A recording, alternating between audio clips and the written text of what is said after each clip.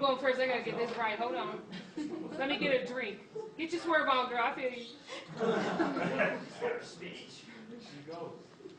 She's sitting in the corner of the room, allowing the crowd to consume her thoughts completely while she neatly reorganizes the world. She's the girl no one noticed in high school simply because she didn't want them to. After years of self-run anthropological studies, she's learned that the term buddies, though childlike and kind, implies a falseness of mind. Wow. She had buddies because that's what her early findings concluded popularity was, and in high school, that's all there was. You see, for her, the world was an artist's palette that would pale the world of Van Gogh, yet she could never truly show just how that was. In words, she found solace. In rhyme, she could walk the borderline of reality of her wonderland, from creating happiness where happiness was most needed. She seeded the earth with change and used her pen to rearrange the atoms of life into a tool of pure creation. It was this manifestation of energy that allowed her survival of her teenage years. Though misjudged and silent she was, she knew because of her mind she could always find love in words. Wow. And now she sits alone at the bar, composing verse on par with Neruda, writing odes with the ease of breathing, sheathing her disquieted thoughts and using them to rewrite the history of her smile. And there are men for miles who just want to get to know her but can't approach her because of a lack of understanding. She's branding the room with her energy, yet doesn't notice the stares from other customers. She could never quite trust in her own ability to gauge feelings.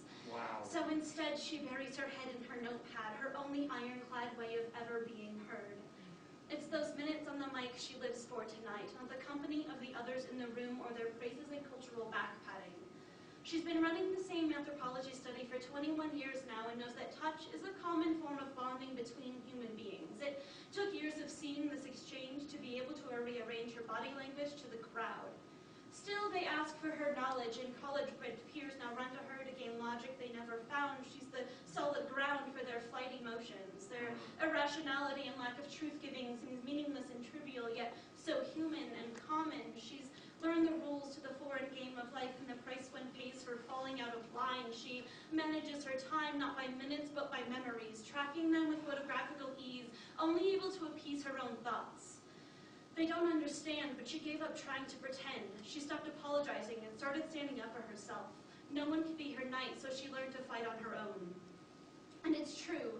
There are days she stays indoors in silence because the people become too much and her mental misgivings seem worse than ever, but hardly ever does she give up on happiness. She wanted to change the world, and slowly she sees it shift. In time, the clouds will lift, and she'll go from being misunderstood and underappreciated for her syndrome and her syntax, and be able to relax in the idea that there are people like her. At 21, it's hard to see the future, and at 21, telling people she has Asperger's only means she's stupid.